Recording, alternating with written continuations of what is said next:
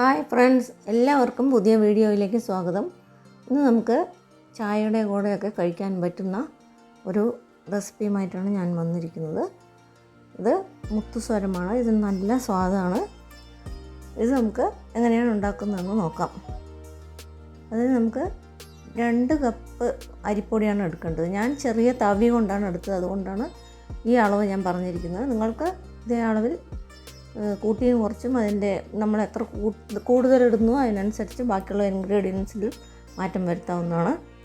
അതിലേക്ക് നമുക്ക് പിന്നെ ചേർക്കേണ്ടത് ചെറുപയറിൻ്റെ പരിപ്പിൽ തോലില്ലാത്തത്, അത് നമുക്ക് നല്ലപോലെ ഒന്ന് വറുത്ത ശേഷം പൊടിച്ചെടുക്കണം. അതാണ് പിന്നെ ചേർത്തത്.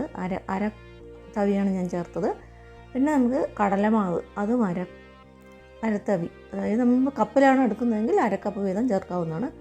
പിന്നെ നല്ല ജീരകം 1 ടീസ്പൂൺ അതും കൂടെ ചേർത്ത് കൊടുക്കുക.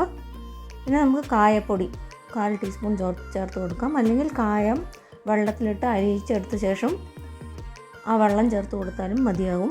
പിന്നെ ഉപ്പ് നമ്മുടെ സ്വാദിനനുസരിച്ച് ചേർത്ത് കൊടുക്കാവുന്നതാണ്. നമ്മുടെ അളവ് മാറുന്നതിനനുസരിച്ച് ഉപ്പും മാറ്റം വരുമല്ലോ, അതുകൊണ്ടാണ് ഉപ്പിൻ്റെ അളവ് പറയാത്തത്.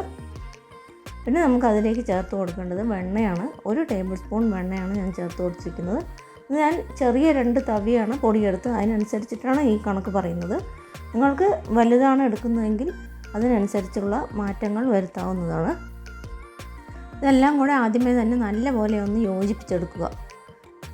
ഈ വെണ്ണയൊക്കെ നല്ലപോലെ അതിൽ യോജിച്ച ശേഷമാണ് നമുക്കിതിലേക്ക് വെള്ളം ചേർത്ത് കൊടുക്കേണ്ടത്. അപ്പോൾ വെണ്ണയൊക്കെ അതിലേക്ക് നല്ലപോലെ ഒന്ന് കലക്കി യോജിപ്പിക്കുക. പിന്നെ നിങ്ങൾ ആദ്യമായിട്ടാണ് എൻ്റെ ചാനൽ കാണുന്നതെങ്കിൽ ഒന്ന് സബ്സ്ക്രൈബ് ചെയ്യാൻ മറക്കരുത്.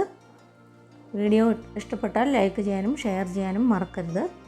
കൂടെ തന്നെ ആ ബെൽ ബട്ടണും കൂടെ ഒന്ന് പ്രസ് ചെയ്ത് കൊടുത്താൽ അതിൽ ആളിനുള്ള ഒരു ഓപ്ഷൻ കാണാം, അതും കൂടെ ഒന്ന് ക്ലിക്ക് ചെയ്ത് കൊടുക്കുക. അപ്പോൾ ഞാനിടുന്ന വീഡിയോകൾ നിങ്ങൾക്ക് നോട്ടിഫിക്കേഷൻ കിട്ടുന്നതായിരിക്കും. നിങ്ങളുടെ എല്ലാവിധ സപ്പോർട്ടും പ്രതീക്ഷിക്കുന്നു. നമ്മൾ വെള്ളം ചേർത്ത് കൊടുത്തു കഴിഞ്ഞ് പാകത്തിനനുസരിച്ച് വെള്ളം ചേർത്ത് നല്ലപോലെ ഒന്ന് നമ്മൾ ചപ്പാത്തിക്കൊക്കെ കുഴച്ചെടുക്കുന്ന പോലെ, മുറുക്കിനൊക്കെ നമ്മൾ കുഴച്ചെടുക്കുന്ന പോലെ ആ പരുവത്തിൽ തന്നെ ഇത് കുഴച്ചെടുക്കണം. മാവൊക്കെ നല്ലപോലെ ഒന്ന് കുഴച്ചെടുത്ത് കഴിഞ്ഞു. ഇനി നമുക്ക് മുറുക്കൊക്കെ ഉണ്ടാക്കാൻ എടുക്കുന്ന നമ്മൾ ഈ റിബൺ പക്കോട അതൊക്കെ ഉണ്ടാക്കാൻ എടുക്കുന്ന ആ നാഴിയിലേക്ക് ഇതുപോലെ സ്റ്റാർ ഷേപ്പിൽ ചില്ലുണ്ടാവും.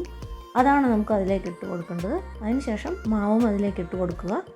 നമുക്കത് ചൂടായ എണ്ണയിലേക്ക് പിഴിഞ്ഞു കൊടുക്കാം.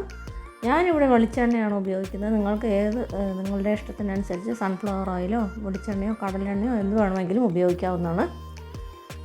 മീഡിയം ഫ്ലെയിമിൽ വെച്ച് നമുക്ക് 2 വശവും നല്ലപോലെ ഒന്ന് ക്രിസ്പ് ആവുന്നത് വരെ നമുക്കിത് വറുത്തെടുക്കണം. ഈ മുത്തുസ്വരത്തിന് നല്ല സ്വാദാണ്.